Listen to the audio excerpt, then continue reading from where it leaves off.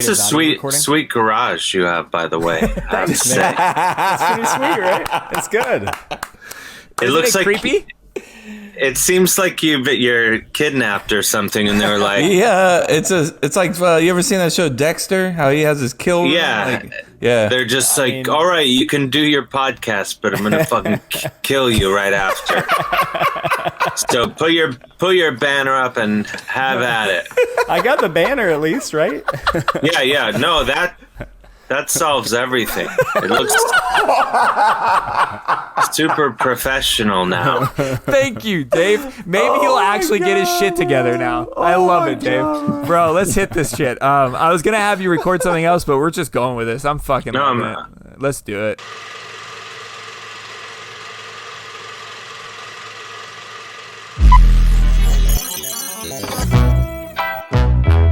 Cup to cup.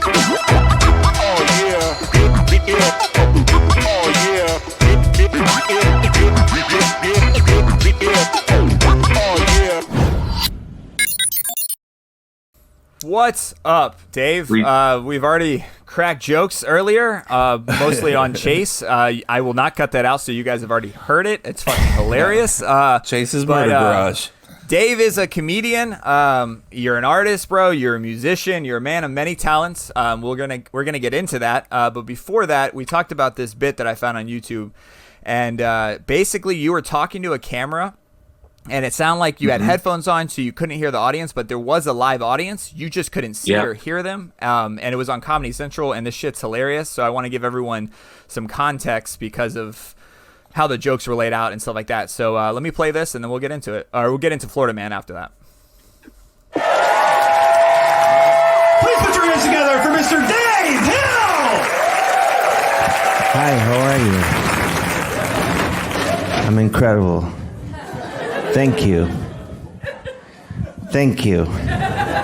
Things have been kind of messed up at home lately, which is strange since I live alone.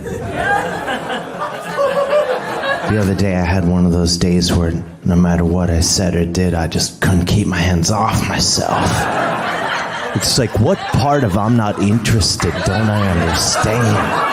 I'll buy it that some people were kung fu fighting. But if you expect me to believe that everybody was kung fu fighting, just get the fuck over yourselves. That was fucking hilarious. So before I jump into Florida Man, tell me more about that, man.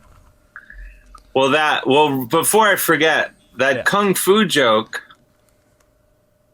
which is, I know you're not asking me about.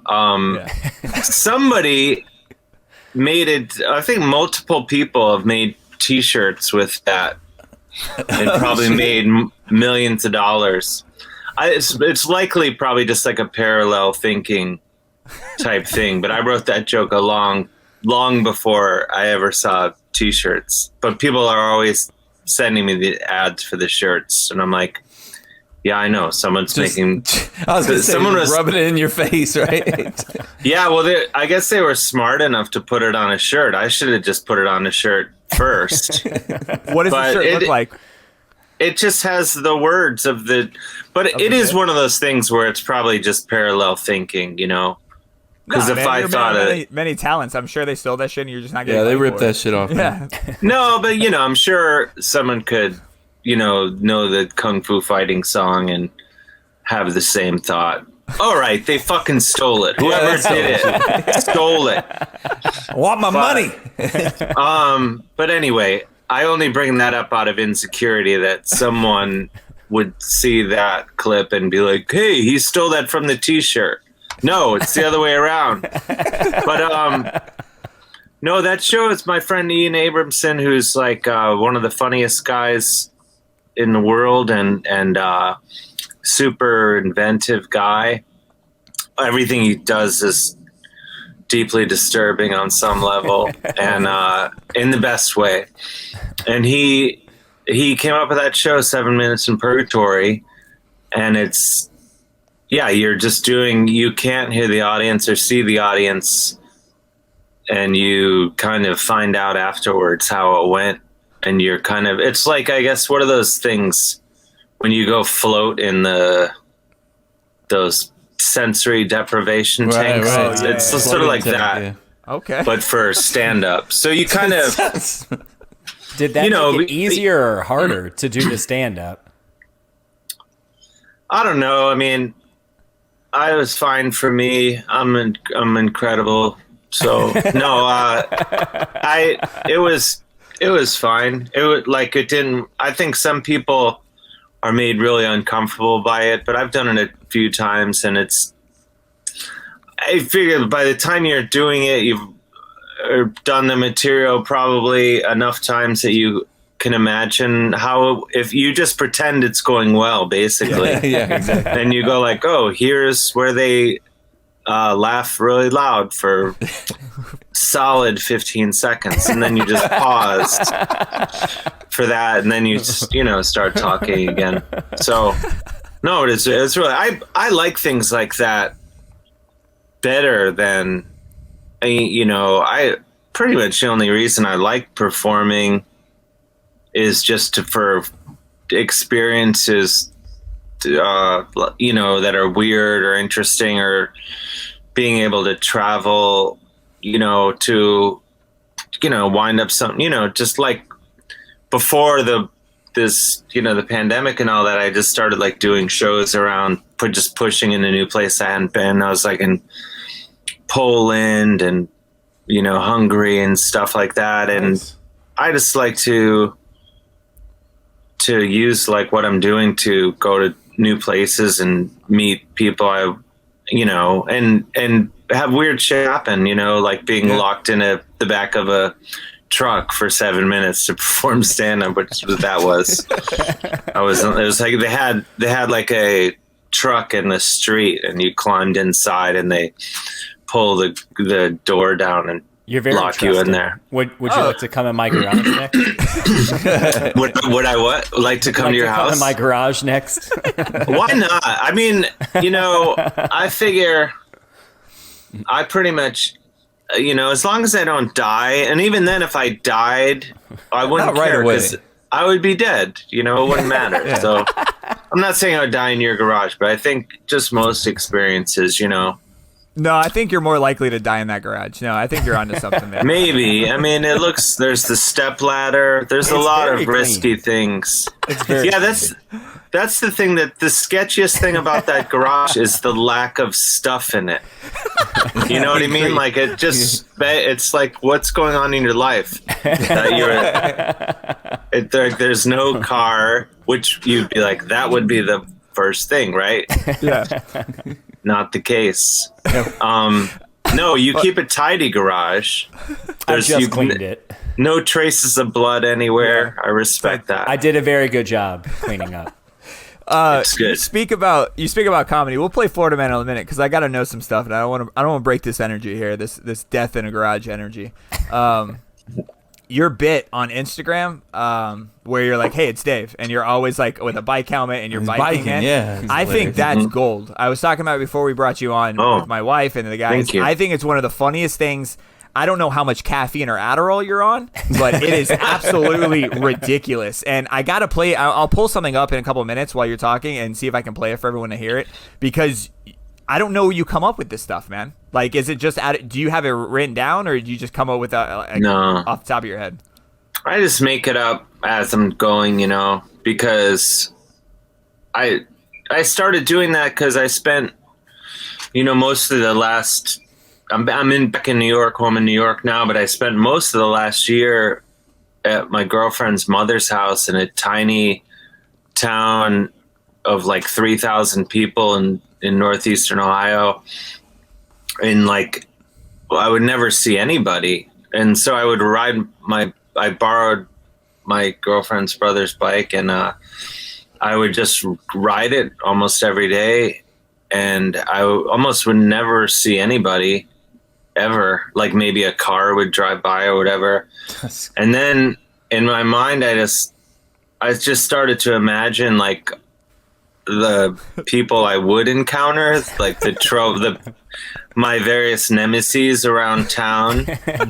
And so that's how it started, is just imagining this world that didn't exist. And so I just started, and I just kind of, it just kind of put me in a better mood, because I was spending so much time alone. And would just but I just make it up, like, build your own little make-believe community there, right? Perceived dangers and people who want to fight and stuff like that. When dodgeball fights. Let me play it real quick. Your most latest one, and have everyone hear it because it's awesome.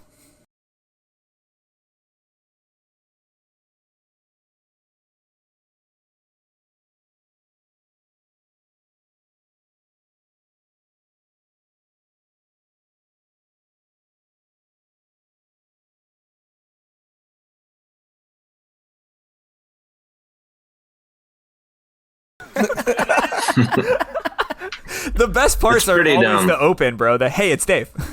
Oh, thanks. It's sometimes I do have to I can't.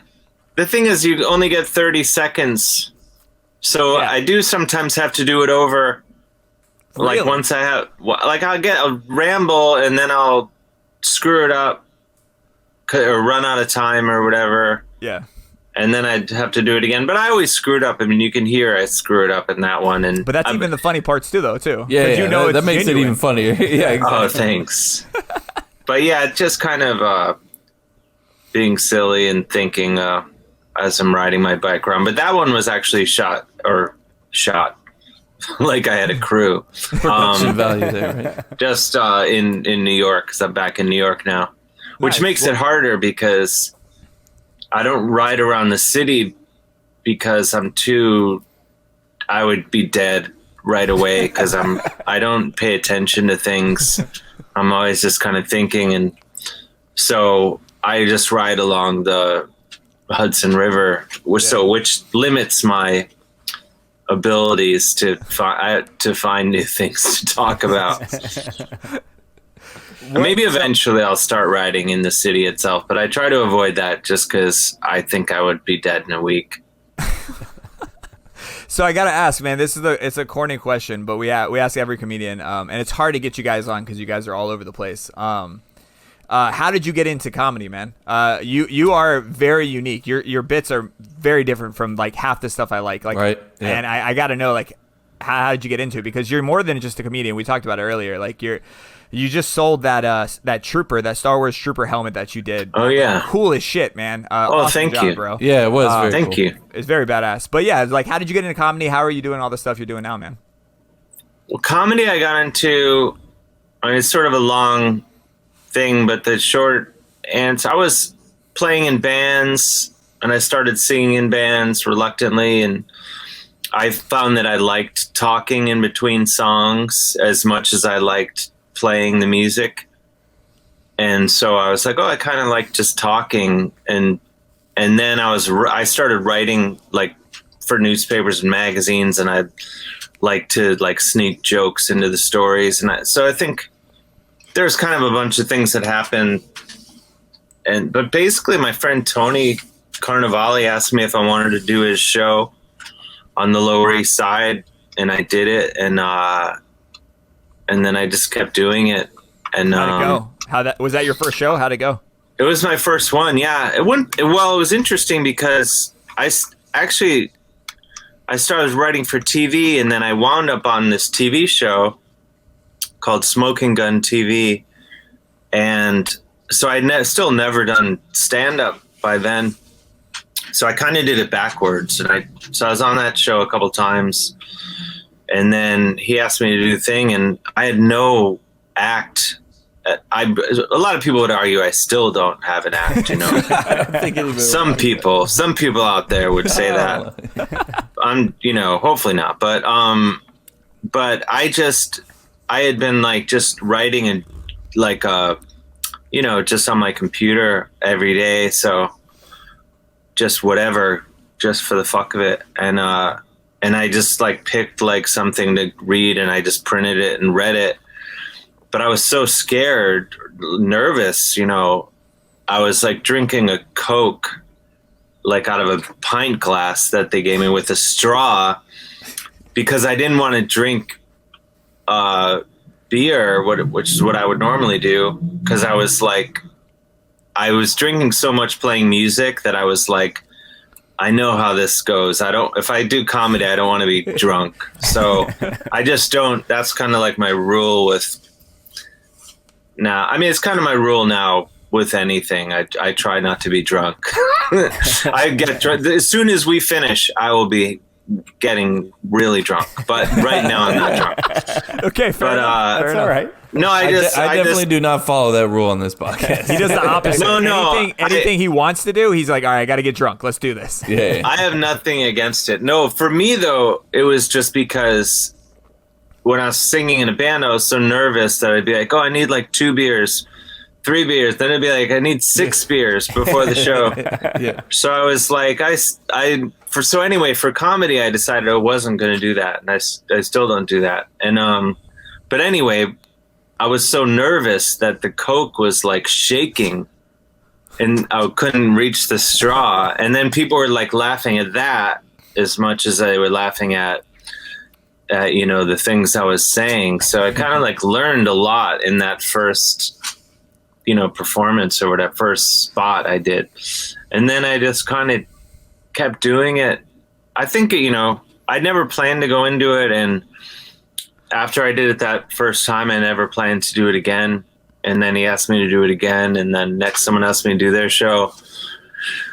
So it just kind of grew from there. And I've always liked comedy, you know, like most people, but it wasn't like I, you know, grew up being like, oh, I'm going to definitely do that. I mean, I kind of wish I had more, you know, I know so many of my friends who are like, you know, they want to go out and be on stage as much as possible.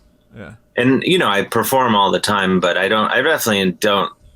I only like performing when it's happening. Like, and knowing that I like it when it's happening is why I do it. Like the rest of the time, I dread it. And like when I have a show, I'm like, oh, I hope the club goes out of business before the show, you know, or like I hope the plumbing bursts and they can't everything down. I hope they can't possibly have a show that I have to do tonight.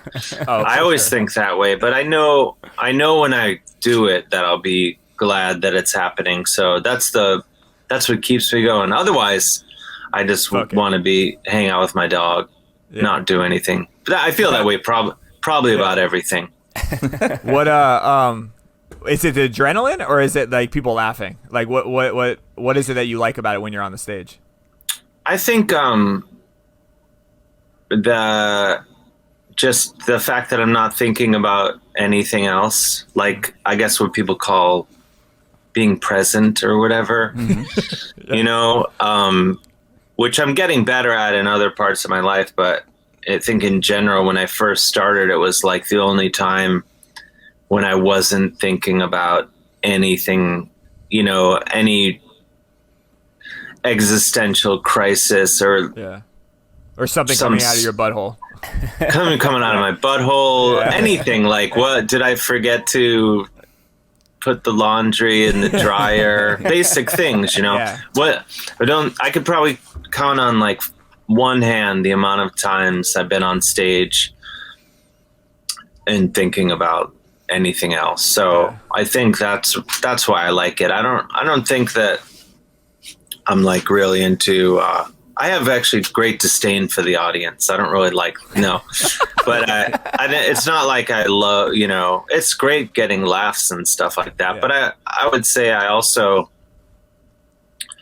definitely enjoy horrible experiences on stage almost as much. I mean, fortunately, enjoy it more, bro. Like the more I see the more. What are you gonna say, Kev? That's what I wanted to talk about. I mean, I know like most comedians, you know, shit the bed, you know, bomb every now and again. So, I mean, what was it like the first time you bombed? Were you like, no, I'm done with this shit? I mean, I know this is a horrible thing to say, but I didn't have like a period where I didn't like when I started. It kind of went well right away. Like it didn't. Awesome. I didn't have like a long period of bombing, and then like it was more like it went well, and there, you know, it's kind of like maybe like A roller coaster. maybe a roller coaster as opposed to like driving through Indiana and finally getting to Colorado or something. If that no, that makes no sense. I think like I had good experiences Yeah. early on, and then I certainly had many bad experiences since, but I didn't have like 2 years of bombing. Yeah. Yeah. It was, What was the worst so one? probably weirdly like and I'll say, backing it up, I think the reason for that is because I didn't start when I was 18. Like I was, you know, I was a grown man, you know, I was like already in my 30s when I started. So I think like I don't know, like I'd already like kind of done like the Karate Kid work somehow in other ways. So when I was on stage, I was worked out better. But the worst shows I've ever had have been in England, where also some of the best shows I've ever had have been. But England and the UK in general, I think like there's something about a really bad show in London that like so bad that they're like beautiful, like how shitty they are. If like because they have these like pubs that are like 200 years old, and you'd be in this pub and like the like tentacles of the night and like hundreds of years of broken lives are creaking in through the you know, the foundation of the building and going into like the performance room, and somehow I've done 2 shows that I can think of, like not my own shows, but like shows that were like doing spots on, and the vibe was so incredibly bad that it was awesome. Like it was great. It was so bad that it was like you kind of, it was like an itch you don't mind scratching. It's like a Fast and the Furious movie. It's so bad that it's almost enjoyable. Yeah. So, and I say that not complaining at all about, I mean, my favorite place to perform pretty much would be there. Really? Or, you know, one of them anyway. Yeah. But for whatever reason, one of my first London shows was excruciating. And then another one I did about 10 years ago was also excruciating. Like it was like everyone, it was just like a Bermuda Triangle of like everyone that went on just had a horrible, horrible set. Like So no one, just you, yeah. no, it's like everybody, it was like, it was like the show hit this like rhythm of both of them, where the expectation was like, if you get on that stage, you must, like, it's gonna be horrible. Yeah, like it was like something. Like one of the shows I remember, one of the hosts told before they brought the comedian up, my friend John Kearns, who's hilarious. He's a London comedian, and but right when they brought him up, he's like, "Oh, John has this really great joke about whatever it was," and the guy told the joke, and then brought him up. So John was like, "What the fuck was that? Like you told the joke. I was literally gonna tell in 1 second. You like, it was like that kind of amazingly excruciating experience, but." in like a really, really good way, like in a way that was like, Makes ooh, no sense to me right now. yeah, where you're just like, I love this. I don't know why, but I do. So that's kind of fun. I was gonna say it earlier though, kind of what Kevin was saying, but I felt like one of your strengths is playing with the awkward silence in the room. Like that's what some of your bits I've seen where either like that's part of your bit where there is an awkward silence or awkward situation that you make it more awkward for the audience, and the audience starts cracking up even more. I don't know if that's how I perceive it, but I think you play with the awkwardness like fucking awesome. Thank you. So that's what I'm trying to picture. Like, I would just shit the bed. Like, I think I would just be that really, like, that baby running away, like, with his hands, like, flying. Like, I can't handle this. I got to get off stage and just run off stage. I don't know if I could handle that kind of awkwardness. No, it's, I don't know. I figure, whatever, you know, it's like going in Chase's garage, you know, as long as you don't die, I can't it's promise probably that. fine. Don't make me promise that.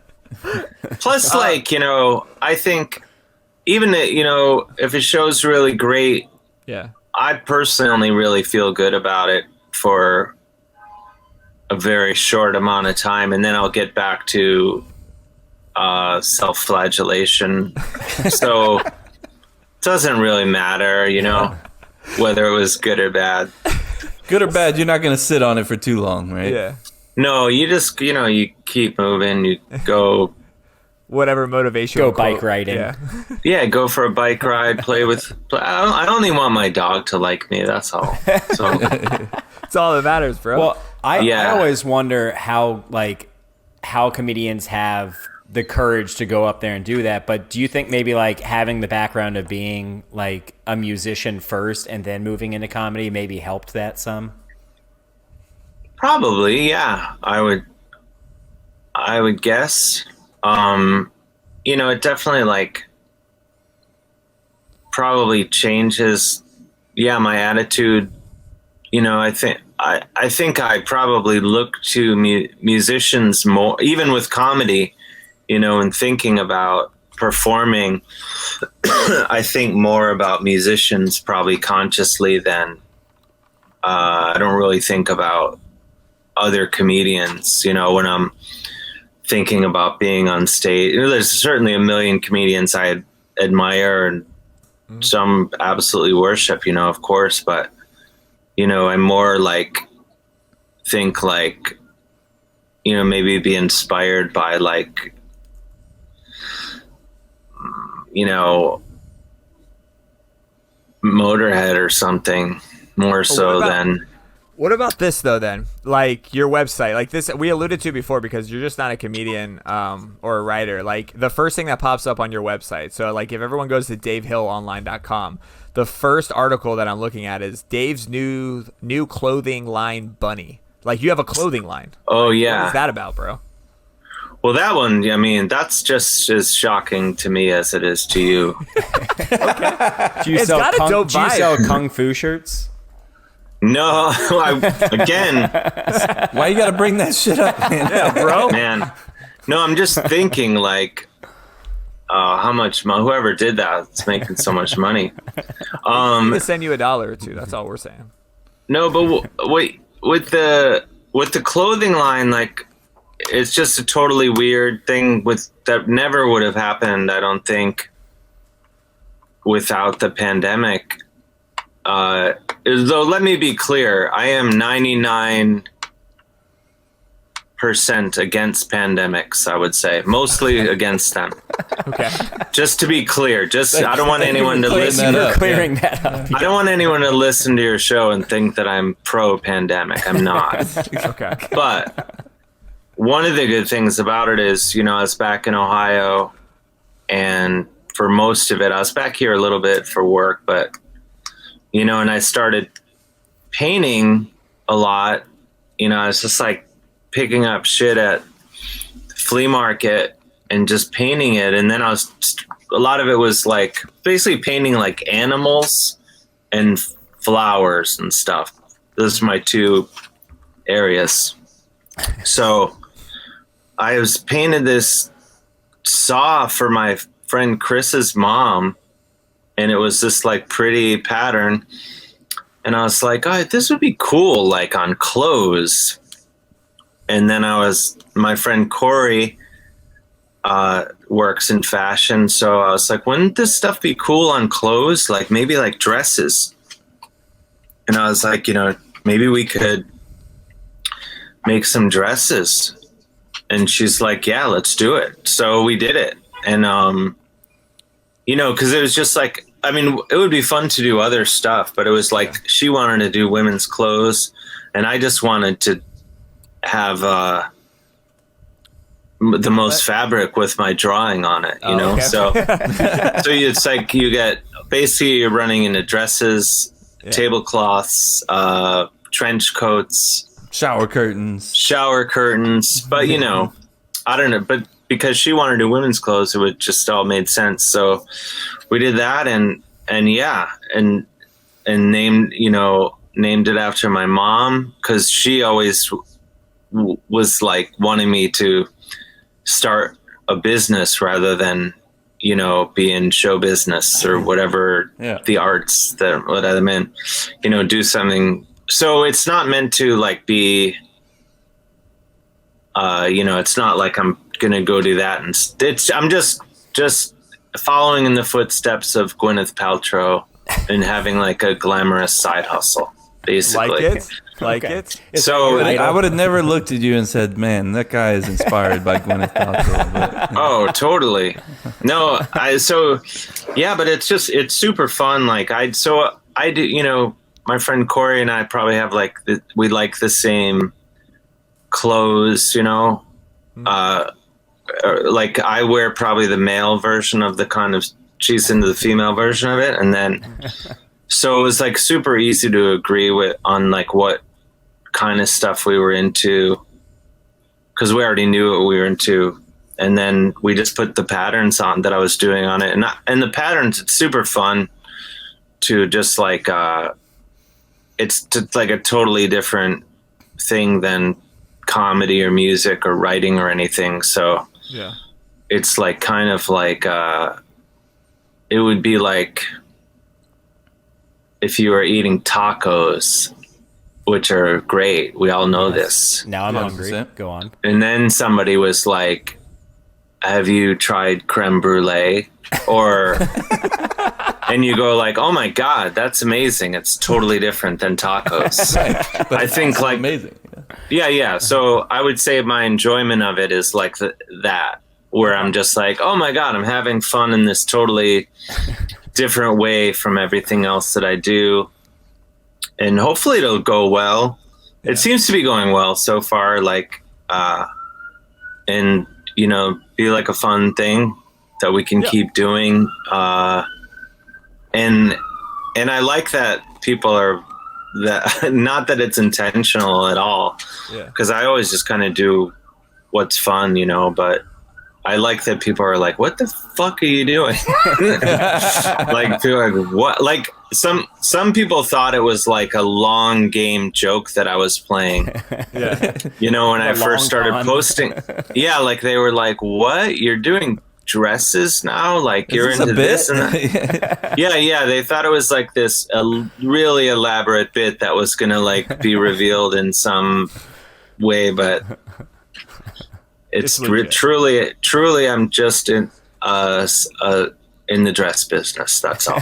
That's awesome, man. Off topic completely, but I love how the last time we had our buddy on that lives in New York, Jose, had nonstop police in the background, and you being in New York now, I hear cops again, so it's right on cue, man. It's perfect. Oh yeah, it's this is. He's probably like, this is normal, everyday thing here. I mean, I live like I could throw a rock and hit 7th Avenue, so I'm kind of. You're in it. Right in the thick of it. Gotcha. So it's right on brand, bro. It's right on brand with New York. It sure is. But it's all it is like something like, probably like someone's appetizer spilled into the street or something, I don't even know. It's all just like people dining. It's there's like an Aperol Spritz incident or something that happened. I almost spit my beer out. So the last thing I gotta ask before we go into Florida Man and like let you go, man, is this book. And I haven't read it yet, but I want you to sell it to me because the title alone, I should buy it already. It's Parking the Moose, One American's Epic Quest to Uncover His Incredible Canadian Roots. What is this about? This was launched 2 years ago. The title alone is epic. Yeah. Brilliant title. I think it came out. Yeah, well, it's been out probably like a year and a half now, I think. Okay. And it's my third book, not to okay. brag. Nice. That's But- very impressive. It is. Thank you. No, it's I'm not bragging, by the way, but thank you. but it is my third book. So the first two books were essay collections, not bragging, just stating facts. But so this book is about my grandfather is from Canada, so it was about, you know, when he was alive, he would always talk about how awesome Canada was and how it was the best country in the world. And so like in America, we grow up, we're like taught that America's like the best country, you know, like you're just brought, you know, Yeah. it's what we're taught. And so, but when I was a kid, I was always like, no, that's not true. Canada's the best. My grandfather said Canada's the best. So when I was a kid, I was always like, Canada is the best country because all my grandfather just talks about how amazing it is. So, I got asked the publisher asked me, you know, if I wanted to write a book about Canada. So I was like, and they didn't even know my grandfather was Canadian. They didn't know any of these incredible details I've just told you. Okay. So I was like, actually, yeah, I would love to. And because I wanted to go, and like, you know, I grew up obsessed with hockey, and like all the best players were from Canada and were from all these places that sounded magical, like Moose Jaw, Saskatchewan, and Medicine Hat, Alberta. And so I was like, I have to see these mystical places on someone else's dime, you know? Yeah. So I spent a couple years just going to Canada whenever I could. And I saw most of it. I didn't see all of it, which enraged some Canadians. Mm-hmm. You know, there's glaring omissions in the book, but I saw probably the big thing is I saw more of Canada than most Canadians ever see. Okay. So, which is, even Canadian people, when you tell them like, oh, I've been to Winnipeg, I've been to, you know, the 7 billion places I went, they'd be like, oh, I've only been to Toronto and Montreal or whatever. So I'm basically probably the greatest living authority on Canada, I think. I think that sounds definitely right. Not to brag, though. Not to brag. Maybe the most knowledgeable about Canada of the four of us. I would say that can't be debated. Yeah, I gotta bring my wife in. She likes to think as herself as a Canadian, but I would like to test you two. Yeah. Oh, he's like, oh shit! I gotta maybe, yeah. Challenge me. I could be, you know, us 4, please, if you don't mind. I could be out. I know that's the thing when you make a bold claim, you're setting yourself up to fail. It's usually what happens. What are you drinking? What is that beer? Is that a beer? It's called the Lazy River. It's a local brewery here called Fishware. Oh, nice. Yeah. I try to drink local beverages. They're expensive though, man. If you in my stick life, to that. In your life, just local only. I mean, not in New York so much, but in Ohio, I drink almost. Ohio's got good beer. Yeah, I drink when I'm in Ohio. I drink only Ohio beer, pretty much, and then everywhere else. In New York, I don't really, but yeah, that's that's the story for another time. I like it. It has it all. Yeah. Speaking of beer and crazy ass people, let's play Florida Man. Let's do it. And I'm gonna hit a little audio intro into this, and then I'm gonna go over the rules real quick, and then we'll go over this headline. Okay.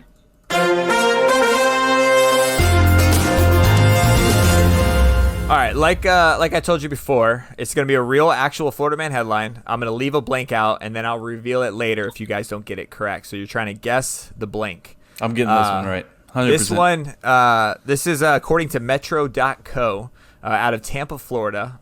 Florida man attacked during selfie by blank. He's taking a selfie. What attacked him? Kevin. I'm tired of overthinking shit. It's an alligator. You know, last time you told me not to overthink it. Yeah. We're in Florida.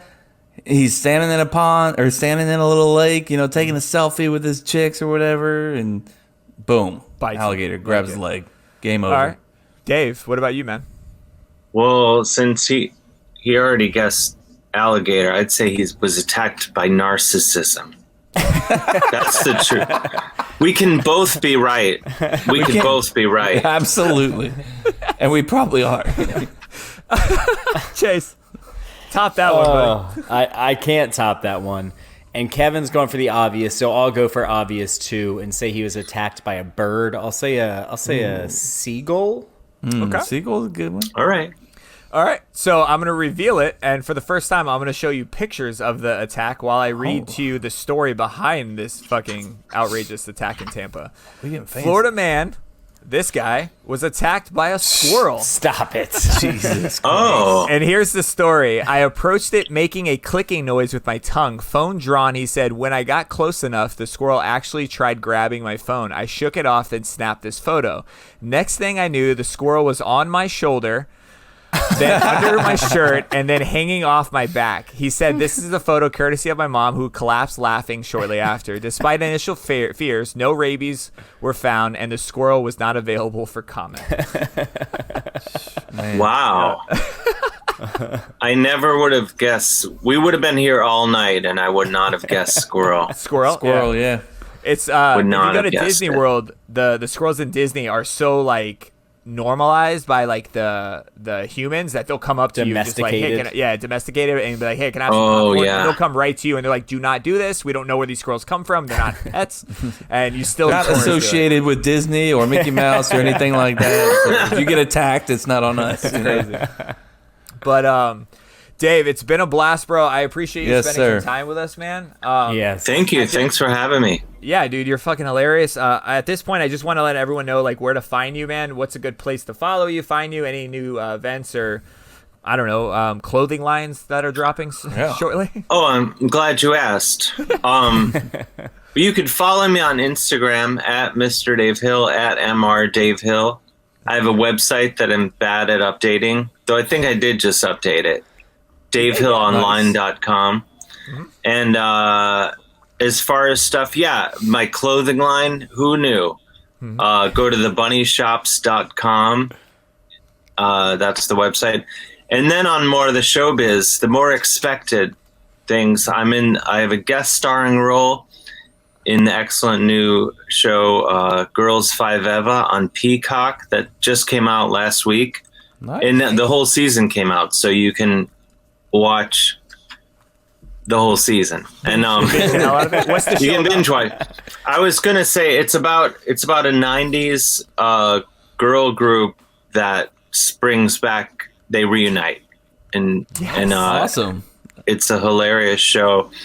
And I don't want to say what episode I'm on because then you'll just be like, well, rather than watch the whole season, I'll watch that one over and over again. But you should watch the whole thing. And then on May 21st, I'm in a movie called Drunk Bus that comes out in select theaters. Select.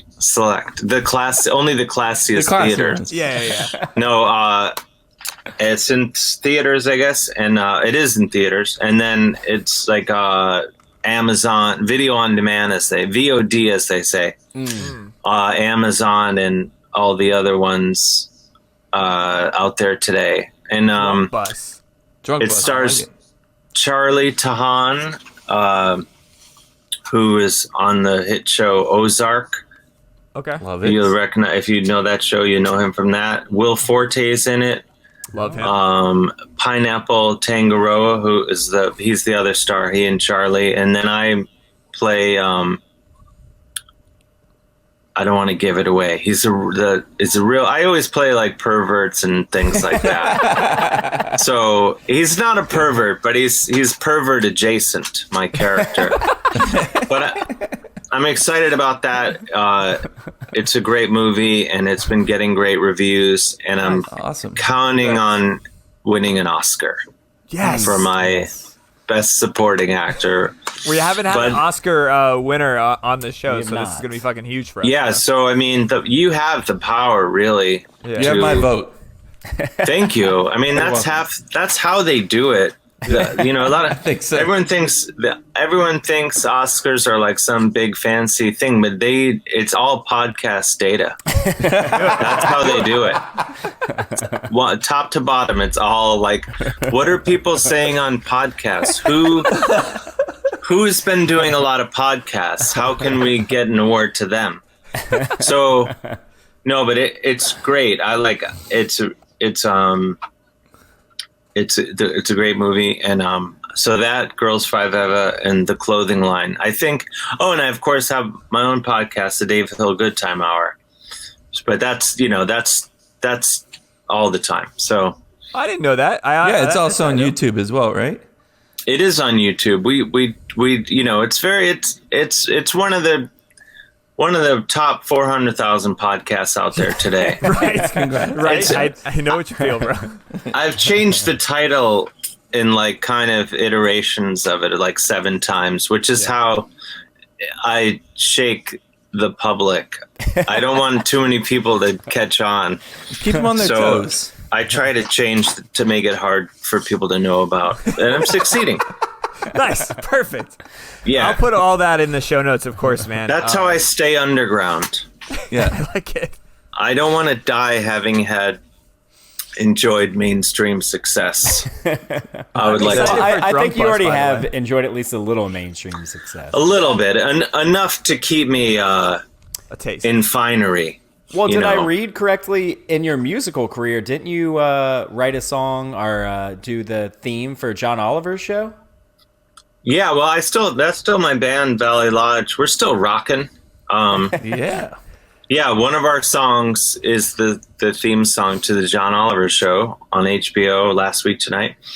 Nice. And actually, I literally just watched it right before we did this Nice. on DVR or whatever it's called when you watch something later. Did Is you it start to say DV? when you TiVo something? I was going to say I- TiVo. I always say TiVo. I don't know. Like, what is it? Do you call it? Is that what it's called? DVR? No, I think DVR is probably the think best so. thing. I don't. Yeah. I'll do.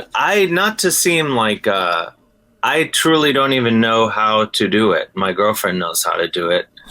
So the only way I ever see a show, other than in when it's on, or like we have Roku. I'm not bragging, but we have it. Let's. Holy shit. So I know how to work through. I know how to work that.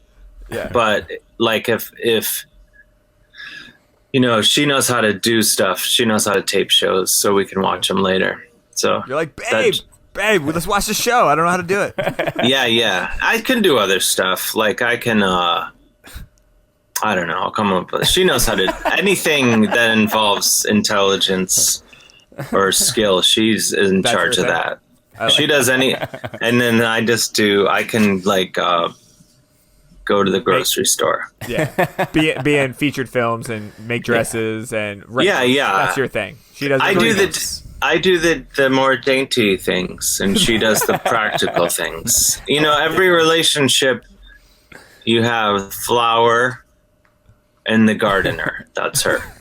So Dave, Not to bro, brag. I loved every minute of this, man. I really do Yes, appreciate you coming on, bro. Good Thank luck you with so thank much, you. dude. Thanks for having me, and I'm sorry I screwed up the other times. Nah, man. Bro, Yeah, like no, I said, man, apologize about it. you're a busy dude. Like you have a podcast, you got a movie, a show coming out, A books band. coming out, a clothing line, and we have a podcast. So we got time, bro. So I appreciate it, I- man. I really do. I want to compliment Kevin for having he has the properly soundproofed room. Yeah, it's That's 100%. professionalism. It's 100% real, not a green Is that screen. is that a green screen? No, no, screen. it's not a green screen. It's 100. Oh, that's a really great fake out. Because I was like, that guy, he's committed. He is so committed. Yeah. Very. It looks real. Thank It you, does. because it is. Yeah. So, And then there's the green where when you bring your hands up. You're like, don't look there at my hat disappear. Oh, now we see. Now we see. Awesome, man. All right, Dave, man. Again, man, thanks, dude. I appreciate it, bro. Yeah. Cool. Thanks for coming on. having me. And let me know when it's out, and I'll tell all the kids. I tell them all, thanks so man. much. Yeah, we'll drop it on. man. We'll drop your episode on Tuesday. Tuesday sweet. morning. But I'll bug Okay. the hell out of you, man, and tag you in All all right. kinds of stuff. So don't worry about it. All right, sweet.